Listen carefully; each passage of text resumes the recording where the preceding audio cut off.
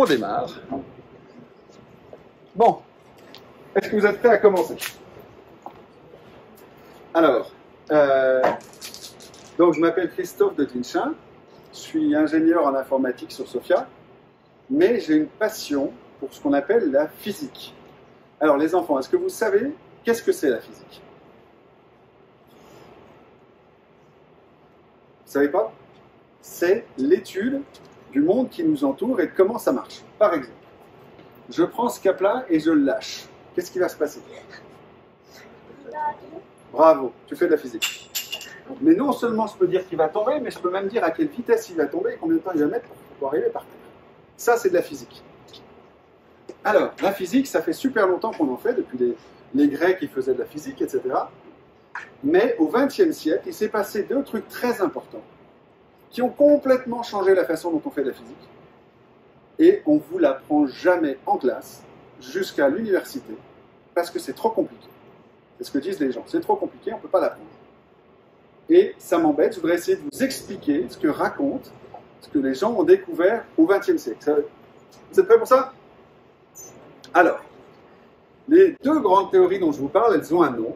C'est deux visions de l'univers, la façon dont marchent les choses, qui sont en fait pas trop compatibles l'une avec l'autre. Elles ne marchent pas trop bien ensemble.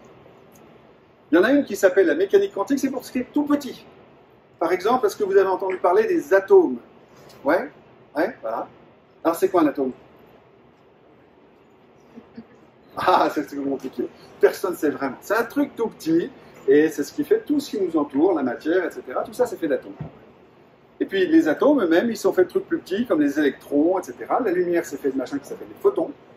Et donc tout ça, c'est ce qu'on appelle l'infiniment petit. Alors ça a plein d'applications. Par exemple, qui a un téléphone portable? Pas mal de gens. Qui a un four à micro-ondes? Qui a utilisé un laser pour mesurer des distances? Tous ces trucs-là, voilà, c'est basé sur des principes de l'électronique. On a besoin de comprendre comment fonctionnent les électrons pour pouvoir faire ces appareils-là. Les ordinateurs, évidemment. Et puis, il y a la relativité. Alors, la relativité, c'est le contraire, c'est tout ce qui est super grand. Par exemple, c'est l'espace-temps, les trous noirs, oui. Les trous noirs, voilà. Les trous noirs, tout ça, ça, vous en avez entendu parler, c'est tout ce qui est très très grand. On parle aussi d'expansion de l'univers. Voilà. Donc ça permet aussi de faire fonctionner des choses très intéressantes. Par exemple, le GPS. Pour ne pas se perdre, on a besoin de ces petits trucs qu'on a dans les téléphones. Le GPS, pour fonctionner correctement, eh ben, on a besoin de la relativité générale.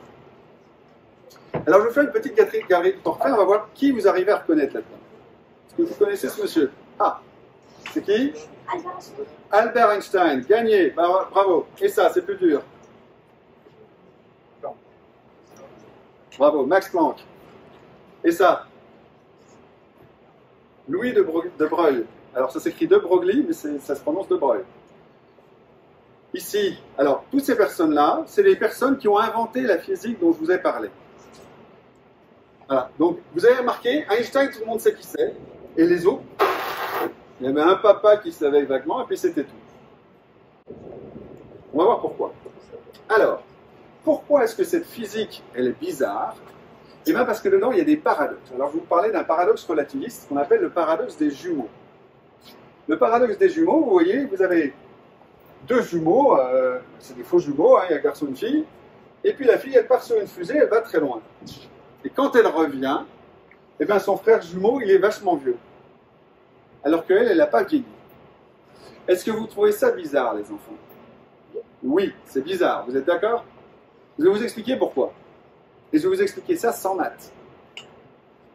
Les parents aussi, ils sont un peu curieux là, parce que ils ont tous entendu que c'était super compliqué, et là je suis en train de dire que en fait c'est vachement simple.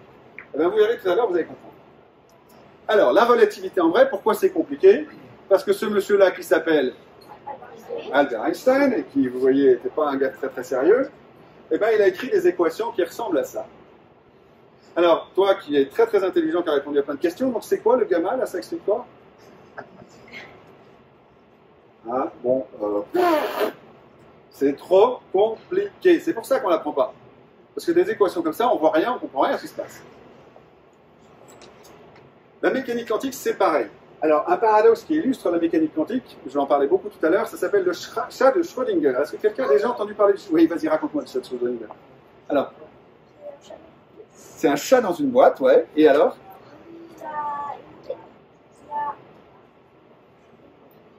Petit appareil. Ouais. Oh, qu'est-ce que c'était savant? Et il y a deux conduits, un qui peut ouvrir et c'est vert. Ouais. Et l'autre conduit, il est dans la boîte. Ben, je suis bluffé que tu saches ça. Voilà, donc c'est exactement ça. Donc je vais le répéter pour ceux au fond qui n'ont pas forcément entendu. Donc l'idée, c'est on met un chat dans une boîte.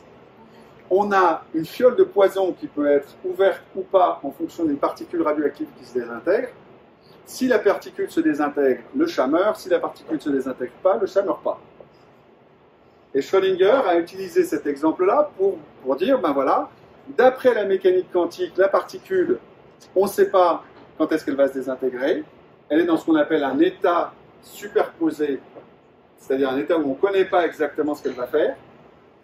Et donc le chat, c'est pareil. Et donc le chat, tant que la boîte est fermée, il est à la fois mort et vivant. Mais vous allez voir, ce n'est pas tout à fait ce qu'il a dit, Schrödinger. C'est ce qu'ont retenu les gens. Mais en fait, c'est exactement le contraire de ce qu'a dit Schrödinger. On va en parler tout à l'heure. Donc c'est un paradoxe, évidemment, parce que les chats morts et vivants, on n'a jamais vu. Alors, moi, j'ai regardé partout. Les chats, ils ont peut-être 9 vies, mais en tout cas, ils ne sont pas morts et vivants. Soit les chats morts, soit les chats vivants. Souvent les chats vivants que les morts. Alors, pareil, la mécanique quantique, c'est des équations pour les physiciens. Le fameux chat mort et vivant, il est décrit par l'évolution d'un système comme ça, avec des équations bizarres, etc. Tu veux m'expliquer ces équations? Hein? Bon, c'est juste pour vous montrer que je les connais, les équations, mais je ne vais pas les utiliser. C'est encore pire que la relativité. C'est n'importe quoi, on ne peut pas expliquer des choses comme ça.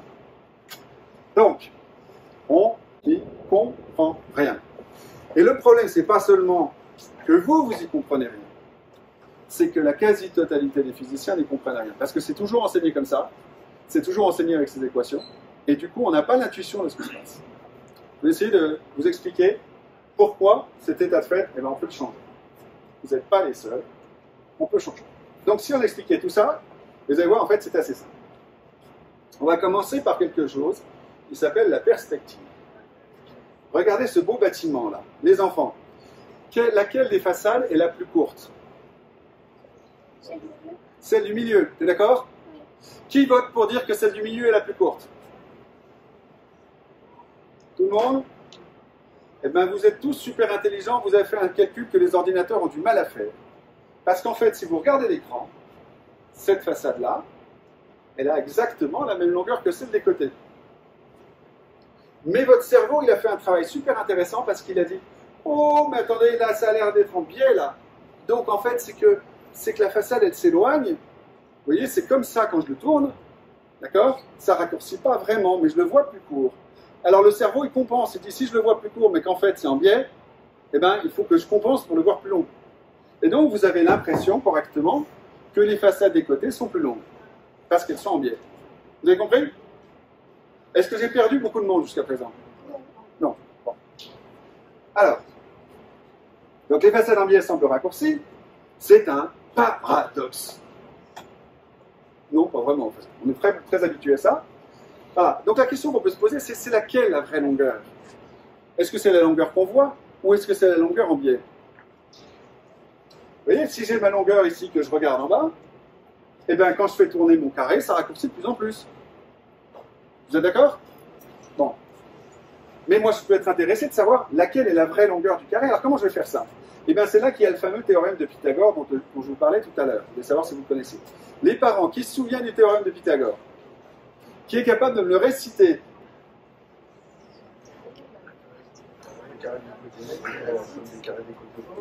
Voilà, le carré de l'hypoténuse est égal à la somme des carrés des deux autres côtés. Alors, qu'est-ce que ça veut dire ça, en vrai? Ça veut dire que ça, c'est un des côtés, ça, c'est un des côtés, et la longueur qui est là, eh ben, le carré de cette longueur, c'est la somme des carrés des deux autres longueurs. Ça, c'est à peu près l'équation la plus compliquée qu'il va y avoir dans cette présentation. Vous avez suivi jusque-là? Alors, si les Grecs, en fait, ils avaient fait une démonstration qui était basée sur de la géométrie. Ils collaient des carrés sur les côtés comme ça. On peut faire une très belle démonstration comme ça pour montrer, en fait, on découpe les morceaux de carrés, on les met dedans. et on arrive à démontrer comme ça comment ça marche. Bon, ça veut dire qu'on peut calculer la vraie longueur. Il suffit que j'ai une photo qui est prise de là, une photo qui est prise de là, et je peux calculer la vraie longueur du côté de mon carré. Vous êtes d'accord? C'est comme ça que marchent les jeux vidéo 3D. Les jeux vidéo 3D, ils vont faire ce calcul-là pour être capables de vous afficher des trucs qui ont l'air vrais. Alors, ce qui est important, c'est que c'est une loi de conservation. Ça veut dire que si je veux me mettre d'accord, si je veux par exemple que toi et toi vous vous mettiez d'accord sur la longueur de ce truc, si je le mets là, d'accord? Toi tu le vois plus long que toi, d'accord? Parce que elle est moins en biais, toi tu es plus en biais, et donc tu vas le voir plus court. Donc si vous voulez vous mettre d'accord, si vous commencez à dire, toi tu dis ça fait, je sais pas, 50 cm, et toi tu dis non, ça en fait 25, eh ben ça fait des guerres ensuite. On va tous mourir. Parce que vous n'êtes pas d'accord, vous disputez. Donc pour se mettre d'accord, eh bien on va utiliser le théorème de Pythagore, et on va dire, la vraie longueur, elle ne change pas, c'est seulement la longueur que je vois, la longueur apparente qui change, avec une rotation. D'accord? Est-ce que vous êtes tous d'accord jusqu'à présent? Vous êtes assommés? Bon. Alors, ça veut dire que l'équation mathématique du cercle, c'est celle du théorème de Pythagore. Maintenant, on va s'intéresser au mouvement d'une Ferrari. J'aime bien les Ferrari, ça va vite, c'est beau, etc. Donc j'ai ma petite Ferrari qui se promène, comme ça. Comment est-ce que je vais pouvoir savoir comment elle se déplace? Eh bien, je vais repérer sa position à plein de moments. Et puis je vais tracer des petits points comme ça. Puis ensuite, je vais pouvoir lier les points entre eux. Et ça fait ce qu'on appelle une trajectoire. Et puis ensuite, je peux dessiner comme ça les axes. Je peux repérer la position ici, la position ici, et je peux dire, voilà, comment se promène ma Ferrari. Maintenant, quand elle est à cet endroit-là, le conducteur de la Ferrari, son devant, il est là, et son côté, il est là. Donc, pour lui, ce n'est pas ces axes-là qui comptent. Vous êtes d'accord? C'est ceux-là. Le conducteur, lui, il suit son propre modèle. Et je vais vous le prouver en tenant deux bouts de bois.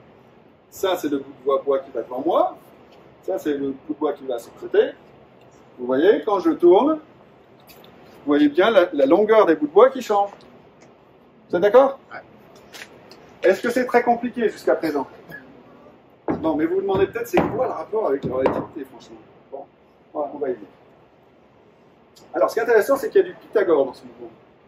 Parce que je peux faire mon triangle rectangle ici. Et donc, je peux dire, eh ben, la longueur observée de ma voiture, elle est raccourcie quand elle se déplace. Et donc, toutes les courbes que peut faire la voiture, elles sont toutes plus longues que la ligne droite. Vous saviez ça? Que le plus court chemin entre deux points, c'est la ligne droite? Vous avez bien entendu ça? Voilà. Et bien voilà, c'est pour ça. C'est parce que tous les autres chemins, eh ben, on raccourcit les distances et donc il faut parcourir plus de temps, plus de distance. Vous êtes en train de nous enfumer là. C'est quoi le rapport avec Einstein? Je comprends rien. Hein? Franchement, c'est quoi le rapport avec Einstein? Est-ce qu'il y a des parents qui ont deviné là? Il y a le triangle rectangle. Eh oui, tu vois, c'est triangle rectangle, tu as raison. Pourquoi est-ce que le carré d'hypoténuse, c'est la somme? Pourquoi c'est une addition? Pourquoi c'est une addition? Parce qu'on voit que ça marche. Quand on le fait, on fait de la géométrie sur le sol, on fait des petits dessins, etc. On voit que ça marche. Mais c'est tout. Il n'y a pas d'autre raison de choisir une addition là. Si on prenait une soustraction, si on mettait un signe moins là, qu'est-ce qui se passerait? Eh bien, en fait, c'est ça l'espace-temps. Ce qu'Einstein a découvert, c'est que le carré du montant à moi, c'est égal à la différence du carré des temps et des distances que vous allez voir. C'est-à-dire que si moi je mesure mon temps, et que vous mesurez le temps que je mets pour faire la même chose, au lieu de mettre un signe plus, il faut mettre un signe moins.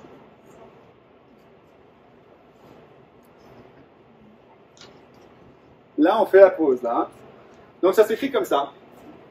T2 moins x2 égale τ2. Alors en fait, il y a une petite subtilité. En vrai, ça s'écrit comme ça. C2 T2 moins x2 égale C2 τ2. tau, c'est mon temps à moi, c'est le temps vrai, c'est mon temps propre. Et t, c'est le temps que vous allez voir. X, c'est l'espace, la distance que vous allez voir parcourir. D'accord? C'est ça l'astuce d'Einstein. Alors, qu'est-ce que ça fait comme différence? Ben, au lieu de se promener le long d'un cercle, on se promène le long de quelque chose qui s'appelle une hyperbole. Et donc, quand je tourne autour d'un cercle, ça raccourcit. Quand je tourne autour d'une hyperbole, ça se rallonge. Ah, on commence à deviner des choses là. Donc l'hyperbole, elle a comme équation x2 moins y2 égale r2. Le cercle, vous vous souvenez, c'est x2 plus y2 égale r2. Alors là, on fait la pause. Est-ce que je suis en train de vous dire que la relativité, c'est juste une question de perspective? Eh bien oui. Est-ce que vous avez compris jusqu'à présent? Est-ce que vous pouvez plus ou moins y croire? Est-ce que ça devient crédible comme truc? Alors, on va bouger avec Einstein. Maintenant, au lieu de mettre une Ferrari, on met une fusée. Donc, ma fusée, c'est pareil, j'ai la trajectoire, etc. Je peux mettre les points, je peux mettre la trajectoire entre les points. Donc, maintenant, j'ai mon temps t, celui que je vois, de la fusée, et j'ai l'espace, j'ai le déplacement dans l'espace. Et vous voyez, quand ma fusée bouge, eh bien, si elle ne bouge pas par rapport à moi, elle va se balader le long de ce truc-là. Et quand elle se met à bouger, elle va être en biais, par exemple. D'accord? Alors, comme il y a un signe moins, les axes ils bougent bizarrement. C'est-à-dire que cet axe-là, au lieu de tourner pareil, il tourne dans l'autre sens. Oui? Il y a le triangle rectangle. Alors, il y a un triangle rectangle, pareil, exactement. Tout à fait. Sauf que là, maintenant, on va faire un petit signe moins. Et donc, les durées que je vais observer, le long de cet axe-là, eh bien, au lieu d'être raccourcies, vous vous souvenez, l'hyperbole, elle partait vers la droite au lieu de partir vers la gauche. Et donc, les durées, elles vont rallonger quand je fais de la perspective, au lieu d'être raccourcies. Et donc, toutes les courbes sont plus courtes que la ligne droite. Dans l'espace-temps, le chemin le plus long entre deux points, c'est la ligne droite. C'est bizarre là, hein? Là, ça commence à devenir bizarre. Donc, ce que je suis en train de vous dire, c'est, on refait une repose, la dilatation du temps, c'est la perspective pour le temps. Et ça, c'est vrai. Mais alors, c'est quoi cette histoire de courbe la plus courte, qui est plus courte que la droite? Vous vous souvenez de notre paradoxe des jumeaux tout à l'heure? Eh bien, tous les chemins qui sont là, ils sont plus courts. Vous pouvez sur n'importe quelle trajectoire haute que la ligne droite, et la dame là, elle part, elle revient, donc elle fait ça, elle revient. Eh bien, toutes ces trajectoires-là sont toutes plus courtes. Et donc, la dame vieillit moins.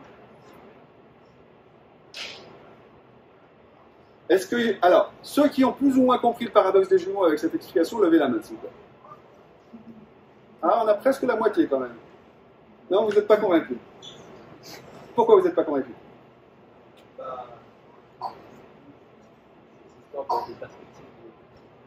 Donc, en fait, la différence, on applique les règles de la perspective, mais dans le théorème de Pythagore, on met un signe moins. À cause du signe moins, là où on voit un raccourcissement dans l'espace classique, dans l'espace-temps, on voit un rallongement. Donc, vous verriez la longueur de ce truc-là allongée. Et donc, ça veut dire que lorsque je me balade, moi, je me balade avec mon temps propre, eh bien, si je commence à tourner par rapport à vous, c'est-à-dire prendre de la vitesse par rapport à vous le long de l'espace, vous allez voir mon temps se rallonger. En pratique, si j'ai une horloge sur moi, si par exemple j'ai une horloge qui va à la seconde, poum, poum, poum, je commence à partir très très très vite. Vous allez voir mon horloge faire poum, poum, poum. Et ça, on le voit en vrai, par exemple, dans les accélérateurs de particules. On met des particules qu'on lance très très très vite. On a des particules qui, normalement, elles durent, par exemple, un millième de seconde. Et bien, au lieu de durer 1 millième de seconde, elles vont durer 2 millièmes de seconde ou 5 millièmes de seconde. Parce qu'elles vont très vite. Ça va à peu près?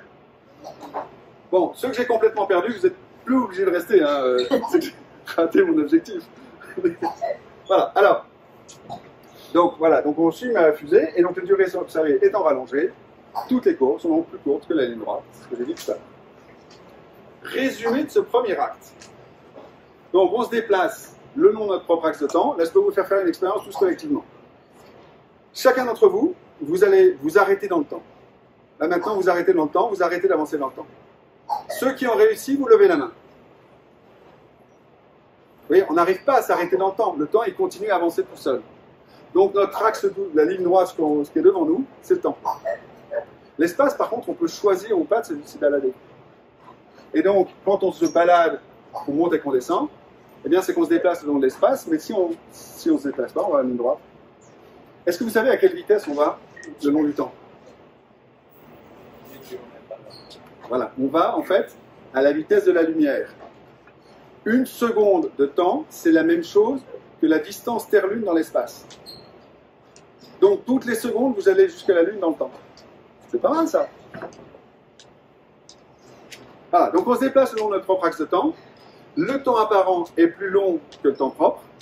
Et la relativité, c'est une perspective quand je me déplace. Alors, le fait qu'on aille super vite le long de l'axe du temps, ça explique pourquoi est-ce qu'on ne voit pas trop la relativité dans la vie courante. Parce que pour qu'on la voie, il faut se déplacer pour aller en biais. Il faut aller à des vitesses appréciables, des fractions appréciables de la vitesse de la lumière. En dessous, on ne voit pas du tout l'effet. Est-ce que vous avez envie de continuer? On peut s'arrêter là, mais on peut continuer. Parce qu'en fait, j'ai un tout petit peu simplifié. Parce que Pythagore, en fait, ça ne marche pas du tout. Le théorème de Pythagore est complètement faux. Est-ce que vous saviez ça? Je vais faire le théorème de Pythagore ici. Avant, on va le faire avec des chiffres où ça marche bien. J'avance de 4 carrés. 1, 2, 3, 4. Je vais sur le côté de 3 carrés. 1, 2, 3. Et je vais revenir à mon point de départ. Est-ce que quelqu'un peut me dire quelle distance je vais parcourir? 1, 2, 3, 4, 5. Celui qui a répondu 5, bravo. Pourquoi? Parce que 3 au carré, ça fait combien? 9. 4 au carré, ça fait combien? 9 plus 16, ça fait combien? Et 25, c'est le carré de? Bravo. Voilà. Donc, ça marche très bien là, sur le sol. Donc, je vous dis que ça ne marche pas. Pourquoi je vous dis ça? Ben, au lieu de marcher maintenant juste 5 mètres, je vais marcher jusqu'au pôle Nord. Je vais partir de l'équateur et je vais marcher jusqu'au pôle Nord. Ou je vais faire l'inverse. Je vais partir du pôle Nord et je marche jusqu'à l'équateur. Ça fait une distance D. Ensuite, je tourne. Je fais mon triangle rectangle. Donc je tourne à gauche, par exemple, de 90 degrés. Et j'avance de la même distance D. J'ai fait un quart de tour le long de la Terre. Et puis, je fais encore un quart de tour à gauche.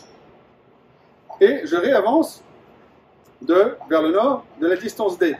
Où est-ce que j'arrive? Alors ça, c'est un petit peu compliqué à voir. Ça serait bien si j'aurais aimé avoir un truc sphérique. Donc, je suis ici. Je suis au pôle Nord. Je descends ici. Je fais un quart de circonférence. Et je remonte. Où est-ce que j'arrive? Au pôle Nord. Donc, j'ai fait un triangle, puisqu'il y a 3 côtés. Pôle Nord, un point sur l'équateur, un autre point sur l'équateur. J'ai fait un triangle et il est rectangle aux 3 coins.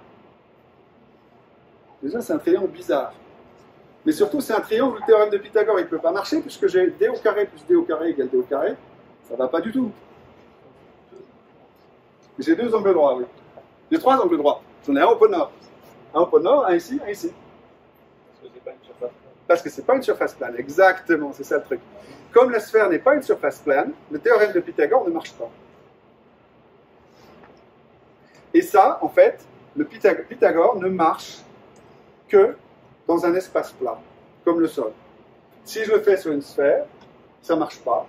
Et donc, je peux vérifier avec le théorème de Pythagore si je suis sur un espace plat ou courbe, sans sortir l'espace. Je n'ai pas besoin, pour savoir si la Terre est ronde, d'aller dans l'espace. Il me suffit de marcher assez loin. Je n'ai pas du tout besoin de sortir de la surface terrestre. Je peux vérifier que la Terre est courbe. Donc, je peux dire aux gens, aux partisans de la Terre plate, qui se trompent rien qu'en marchant. Oui, il y a ça aussi. Il y a plein de raisons. Mais... Voilà. Donc, je peux faire l'expérience, par exemple, sur un échiquier. Sur un échiquier, ça va marcher. Impec, nickel. L'échiquier, il est tout plat, ça va bien. Si je le fais sur la Terre, ça ne marche pas. Donc là, le théorème de Pythagore, il n'est pas vrai. Et bien, c'est pareil dans le cas de l'espace-temps. Là, c'est le drame, parce qu'en fait, l'espace-temps, il n'est pas du tout plat quand on l'observe. Par exemple, vous avez cette figure que vous voyez à droite, qu'on appelle un anneau d'Einstein. Essayez de deviner ce qui se passe là. qu'est-ce que vous voyez sur cet anneau d'Einstein à droite? Les enfants, qu'est-ce que vous voyez? On voit de la lumière. Qu'est-ce que tu remarques sur cette lumière? Elle est en cercle. Et puis,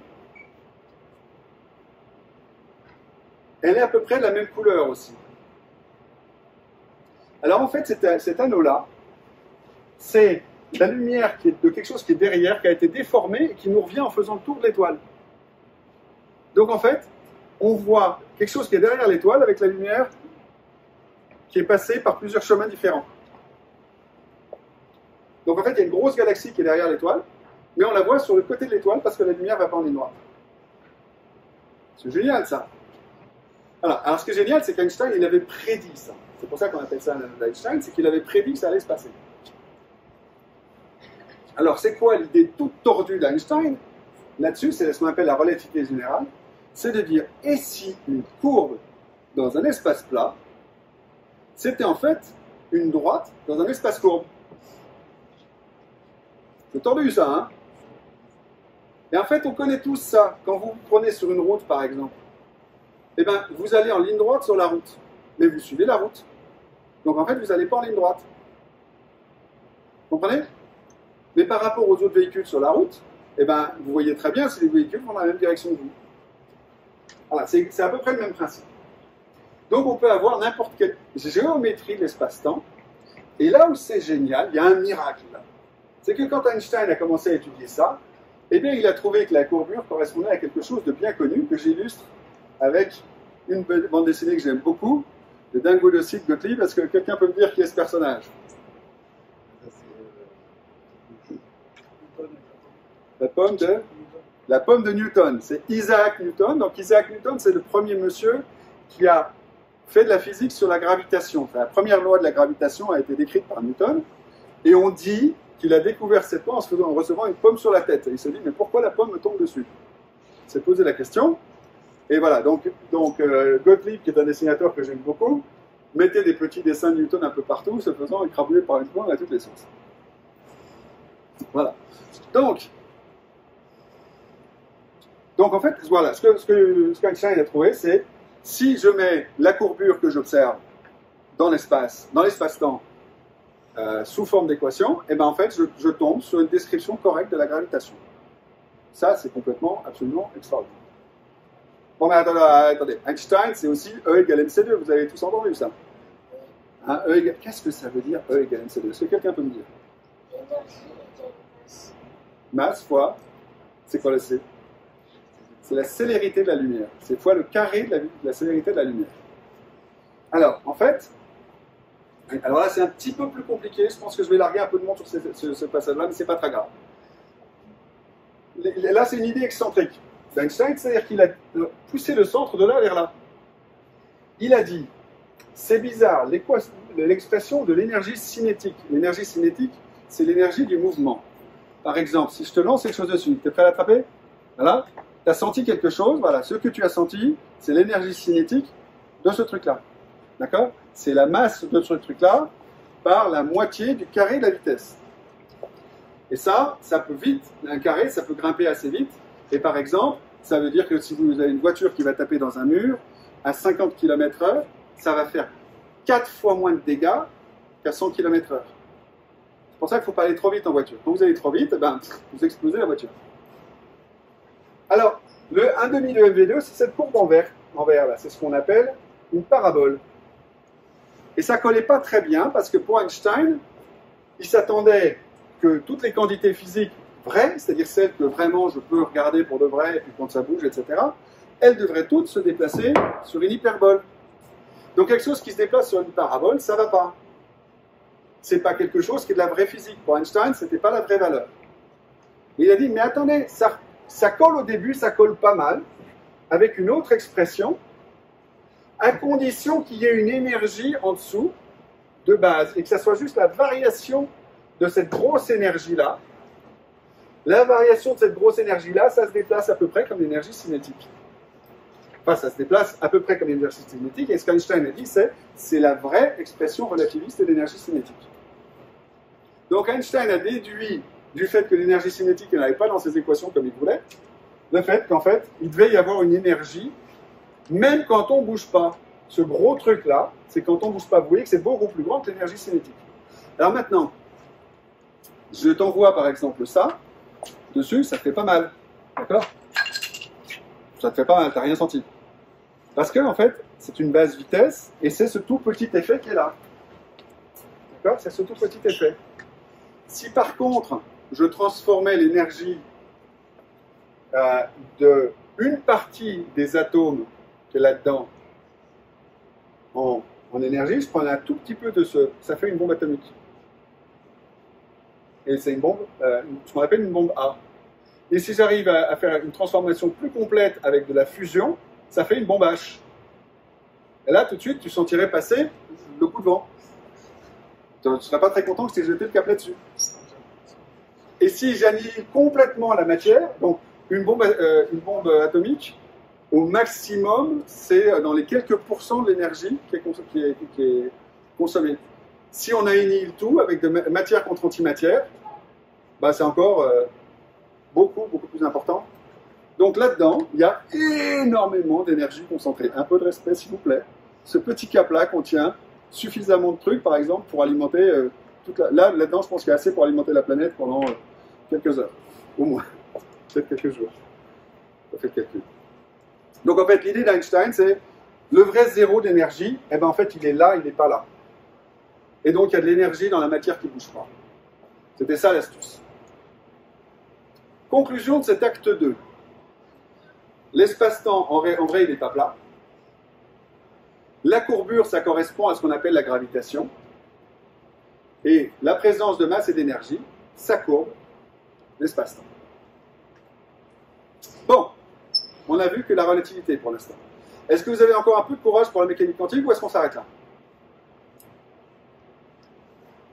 Vous allez voir, c'est facile la mécanique. On va parler du chat. Pas de panique. Parlons du chat. C'est quoi cette histoire de chat au départ? Alors moi j'ai fait une petite BD. Elle est en anglais, donc je vais vous la traduire. Donc en mécanique quantique, on ne peut pas savoir à la fois la position et la vitesse d'une particule. L'idée est apparue dans un meeting chez Schrödinger, où son chat a fait tellement de bazar que, comme il bougeait partout, on n'arrivait pas à savoir à la fois sa position et sa vitesse. Alors évidemment, cette BD, c'est pas ça du tout. En réalité, c'est un article de Schrödinger de 1935, qui est un Allemand, dans lequel il donne un exemple burlesque. Est-ce que vous pensez que burlesque, ça veut dire sérieux en allemand? Non, en burlesque, ça ne veut pas dire trop sérieux. Dans lequel il dit un chat mort et vivant. Et derrière, vous voyez, il y a les lettres SVV. Ces lettres SVV, c'est du latin, ça veut dire sit venia verbo, et en français, on traduirait par pardonnez-moi l'expression. En fait, Einstein, il prenait Schrödinger ne prenait pas cet exemple du tout au sérieux. Pour lui, c'était pour montrer comment il ne fallait pas interpréter la mécanique quantique. Il ne fallait pas dire que les particules sont à la fois dans un état et dans un autre, parce que le chat n'est pas à la fois dans un état et dans un autre. Alors, qu'est-ce que ça représente, en fait, ce truc-là? Eh bien, c'est quelque chose qu'on appelle l'intrication quantique. C'est un mot compliqué pour dire qu'en mécanique quantique, on a des équations comme celle-là, qui veulent dire à la fois A et B. Et là, je vais vous faire une expérience quantique tout de suite. On va faire à la fois A et B. Attention, je lance la pièce. Elle est dans quel état? Vous ne savez pas. Vous ne savez pas là, puisque pour l'instant, je n'ai pas encore enlevé mon doigt. Vous ne savez pas quel côté. Alors le côté pile, c'est celui où il y a les chiffres. Le côté face, c'est celui où il n'y a pas les chiffres. J'enlève ma main. Est-ce que c'est pile ou est-ce que c'est face? C'est face puisqu'il n'y a pas les chiffres. D'accord? Donc vous avez vu, quand j'ai enlevé ma main, tout à coup, on est sorti de l'intrication. Votre connaissance du système a changé. Avant que j'enlève ma main, parce que j'ai posé mon tuteur. Avant que j'enlève ma main, vous ne saviez pas si c'était pile ou face. Une fois que je l'ai enlevé, c'était pile ou face, et là ça ne change plus. Maintenant vous savez. Donc, cette histoire de chat mort et vivant, en fait, ça correspond à une représentation dans la mécanique quantique avec un état à moitié vivant, à moitié mort. Mais on ne peut pas dire qu'en fait il est mort et vivant. Vous avez plein d'illustrations sur Internet de partout. Celle-ci, par exemple, c'est celle de Wikipédia, qui montre tout un chat mort et vivant. Et c'est très très dommage parce que justement, Schrödinger avait bien expliqué que ce n'était pas comme ça qu'il fallait comprendre. Pour lui, c'était une idée burlesque. Mais l'idée burlesque, il se trouve que le mot a été omis dans la traduction anglaise. Donc les Anglais ont eu une traduction qui n'expliquait pas que c'était un exemple foireux. Et donc ils n'ont pas déduit la bonne chose. Ils ont pensé que c'était sérieux. Ils ont pensé que Schrödinger était en train de dire qu'il y avait un chat mort et vivant. C'est largement un problème de traduction. En fait, c'est complètement faux. Et je vais vous le prouver. Combien il faut que je tue de chats pour savoir? Hein, tu crois? Si je veux savoir, par exemple, à quelle vitesse se désintègre ma particule. Les particules, on ne sait pas quand est-ce qu'elles se désintègrent. Elles peuvent prendre, par exemple, 1 heure, 2 heures, 5 heures, etc. Alors, on parle de quelque chose qui est la demi-vie d'une particule. La demi-vie, c'est quand la moitié des particules sont parties. Si j'ai une demi-vie d'1 heure, ça veut dire qu'au bout d'1 heure, ma moitié de mes particules, elles ont explosé. Elles se sont désintégrées. Et donc, j'ai tué la moitié des chats. Si j'attends 1 heure et que j'ai 100 chats, je vais avoir combien de chats morts en moyenne? 50. 50. La moitié. D'accord? Donc, je regarde le temps qui passe, et puis, au bout d'1 heure, eh ben, effectivement, je vais avoir, par exemple, 4 chats. Peut-être pas 5. Là, c'est 9 au total, donc 4, c'est à peu près la moitié de 9. Bon, c'est compatible avec mon expérience. Mais je ne peux pas faire l'expérience avec un seul chat. Sinon, je n'ai pas la réponse. Il faut que je répète l'expérience. Il faut que je le fasse plein de fois. Sinon, ça ne marche pas. Et l'expérience ne change pas du tout si la boîte est transparente. C'est la même équation, c'est la même description. Si j'attends 1 heure, je vais toujours voir le même nombre de chats morts. La seule différence, c'est que je n'aurais jamais vu un chat mort et vivant. Dans la boîte, il y a toujours soit un chat mort, soit un chat vivant. Il n'y a jamais une superposition flottante avec un fantôme. Donc, on ne voit jamais de chat mort et vivant, mais c'est bien la même équation que celle de la mécanique quantique. Est-ce que vous avez compris? Si oui, c'est normal. C'est juste, en fait, la mécanique quantique, c'est juste une façon de modéliser les pièces de monnaie. C'est d'être capable de faire de la physique avec des pièces de monnaie, même avant que j'ai regardé. Donc, on va raisonner avec pile ou face, c'est plus facile que de tuer les chats, puis moi, je n'aime pas tuer les chats. Donc, je vous ai refait une expérience, je la refais une fois encore, parce que c'est important. Là, tant que je n'ai pas montré, je suis dans l'état qui est à gauche, 1 sur racine de 2 de pile plus face. Quand j'enlève, qu'est-ce que tu vois là? Ça c'est face. Voilà. Donc là, tu sais que c'est face. Et donc je suis passé à face. Maintenant, je vais répéter l'expérience. Si je la fais 100 fois et que j'ai 53 et 47, c'est bon? C'est à peu près 50-50. C'est à peu près bon. Si je la fais 100 fois et que j'ai 42 et 58, c'est bon ou pas? À peu près bon. Si j'ai 23 et 77, là j'ai commencé à me dire, c'est bizarre, cette pièce elle n'est pas forcément complètement équilibrée. Si ça se trouve, il y a un tricheur. Si je vois 100 fois et 0, là, l'emoji, il ressemble à Mr. Evil, je dis, il y a des chances qu'on soit en train de se fiche de moi et on utilise ce qu'on appelle une pièce truquée. J'ai un tricheur, on est au casino. Donc vous voyez, on a besoin de répéter l'expérience pour le voir. Ce qui est important à retenir là-dedans, c'est que ce qu'on appelle la fonction d'onde en mécanique quantique, ça décrit l'état d'un système. Ça décrit l'état de « je suis en train de lancer la pièce et de la mesurer ». Ça ne décrit pas l'état de la pièce seule. Ça décrit le fait que j'ai lancé la pièce, j'ai fait ça, j'ai fait cette expérience.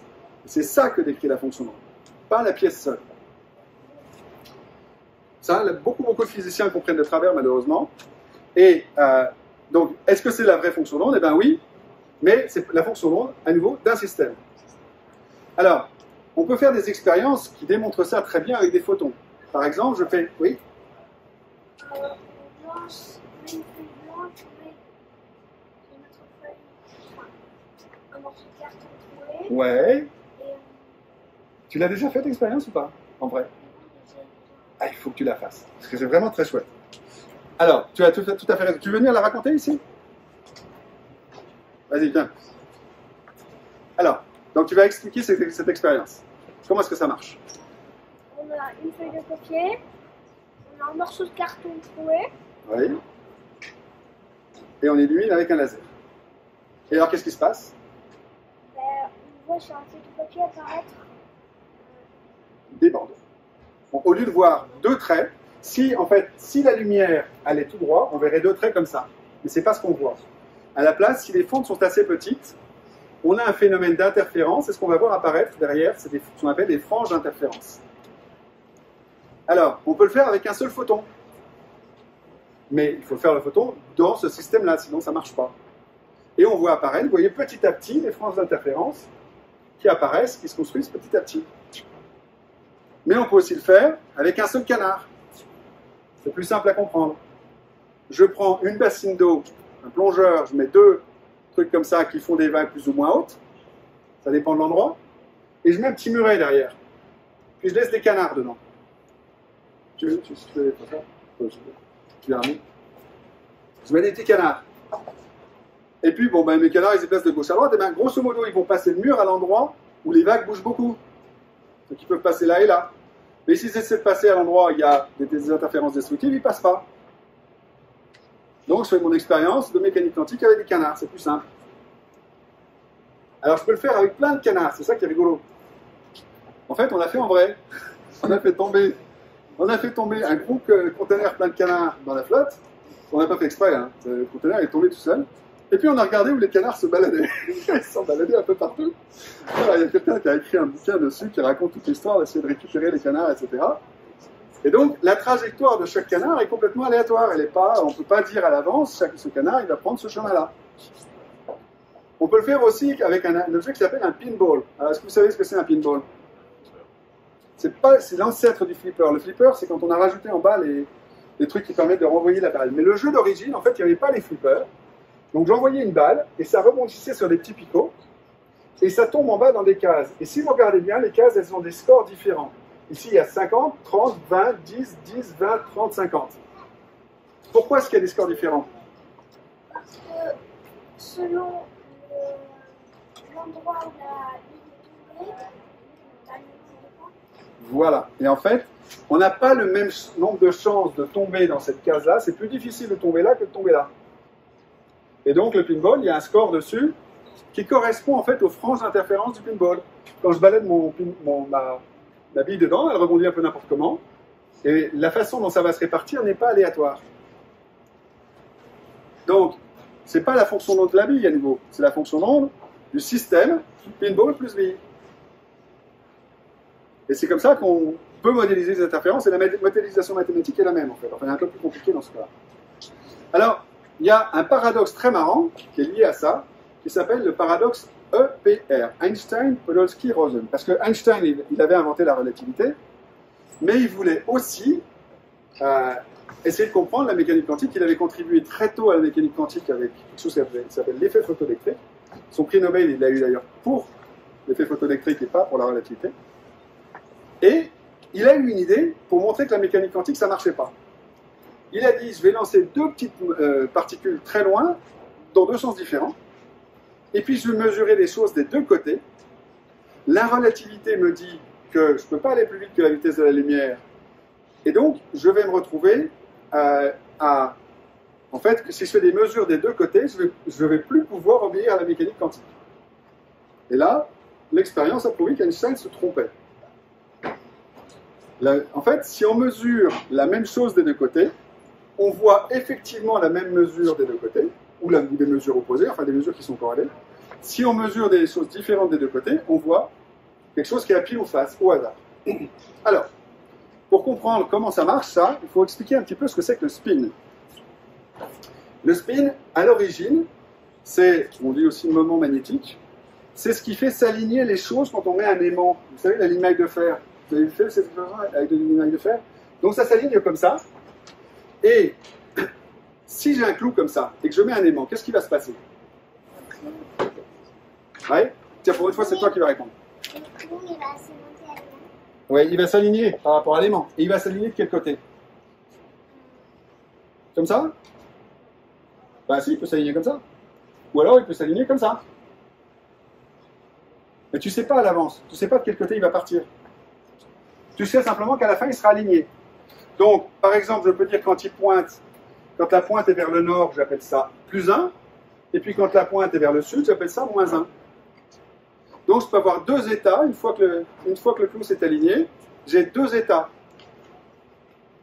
L'orientation, au final, elle est aléatoire, ça peut être moins 1 ou plus 1. Mais par contre, une fois que c'est orienté, ça reste comme ça. D'accord? Maintenant, si je mesure selon un autre axe, donc maintenant je mesure verticalement, eh bien, il va se passer la même chose, mais maintenant j'ai plus 1 ou moins 1 selon un autre axe. Une autre direction, oui. Comme moi, il est comme ça, et ils ont plus changé de position. Voilà. Moi, c'est comme si on tournait l'image d'avant. C'est ça, c'est comme si on tournait l'image d'avant, c'est exactement ça. Donc l'orientation finale, elle est aussi aléatoire, sauf que maintenant elle est aléatoire dans la position où l'autre était stable. C'est-à-dire que, vous voyez, si j'ai en vert les positions stables, et en rouge les positions instables, la position qui est stable pour l'un est instable pour l'autre, et inversement. Qu'est-ce que ça veut dire ça? Ça veut dire que je peux mesurer un spin ou l'autre, mais pas les deux. Je ne peux mesurer le spin vertical qu'en cassant le spin horizontal, et inversement. Vous avez compris? Donc ça s'appelle le principe d'incertitude. Il y a des cas où je ne peux pas mesurer deux choses différentes sur le même objet. Et c'est tout. Le principe d'incertitude, c'est ça. Donc, on peut le retrouver partout, et c'est pour ça que je vous l'ai fait à l'échelle humaine, c'est pour expliquer que ce n'est pas juste un truc de particules et de mécanique quantique. Alors, il y a un cas particulièrement intéressant, c'est les expériences à choix retardés. Donc, je fais de l'interférence, mais maintenant, je retarde le moment où je décide de faire les interférences. Donc ici, j'ai un semi-miroir que je peux faire clignoter de façon électrique, donc ça peut clignoter très vite. Donc maintenant, je suis capable de lancer des photons dans le système, et je suis capable de décider, après que le photon soit parti, si ce miroir est réfléchissant ou pas. Et ce qu'on va observer, c'est que si on regarde après coup, qu'on filtre tous les cas où le miroir était semi-réfléchissant, alors il y a des interférences. Si je regarde tous les cas où le miroir n'était pas semi-réfléchissant, alors il n'y a pas d'interférence. Et pourtant, j'ai changé l'état après que le photon soit parti. C'est bizarre ça. Alors ça, c'est tellement extraordinaire que ça a valu le prix Nobel de cette année, 2022, à monsieur Alain Aspect. Bravo, bravo. Il a fait les expériences pour prouver que ça marchait au laboratoire de physique d'Orsay, et il a réussi à démontrer que ça c'était vrai. Est-ce que ça, on peut le faire au niveau macroscopique, à votre avis? Ben, je reviens à mon vieux pinball. Maintenant, je monte et je descends les picots très vite, mais après avoir lancé la balle. Si les picots sont baissés, eh ben, la balle elle va être droite, c'est déterministe, il n'y a pas d'interférence. Si les picots sont montés, alors il y a une interférence. Donc c'est l'expérience d'Alain Aspect avec un pinball. Conclusion de ce troisième acte, et c'est le dernier. La mécanique quantique, ça traite de probabilité, et ça le fait très bien. Ça permet de traiter tout ce qui est aléatoire, les pièces de monnaie, etc., de façon quantitative. Je peux prédire exactement les résultats que je vais avoir. Le principe d'incertitude, ça m'interdit de connaître en même temps certaines mesures qui sont incompatibles. Par exemple, on l'a vu avec les spins. Et on peut faire la mécanique quantique macroscopique. Et donc, je pense qu'on pourrait enseigner ça, à mon avis, en secondaire. Je pense qu'en utilisant ces méthodes pédagogiques-là, en expliquant comme ça, on peut l'enseigner en secondaire, voire en primaire, parce que là, on a des gens qui ne sont pas en secondaire. Et qui, à mon avis, ont relativement compris. Voilà. Si les parents veulent en savoir plus, j'ai écrit un bouquin un peu plus sophistiqué sur le sujet, qui s'appelle Une théorie des mesures incomplètes. Je vais un petit peu plus loin que ce que j'ai expliqué aujourd'hui, mais ça vous permettra de comprendre ce qu'il y a derrière en équation. Il y a toutes les équations dans le bouquin qui permettent de lier tout ça aux vraies équations telles que les physiciens les manipulent d'habitude. Est-ce que j'ai plus ou moins rempli mon objectif? Mon objectif, c'était, je vais expliquer la mécanique quantique et la relativité aux enfants qui sont devant. Ils ne sont pas partis. Donc, je crois que c'est plus ou moins réussi. Je vous remercie. Si vous avez des questions. Merci beaucoup.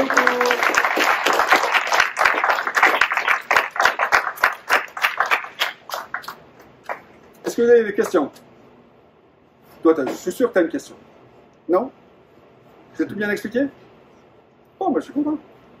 Ben, merci beaucoup de m'avoir écouté. Merci beaucoup. Oui. Très bien.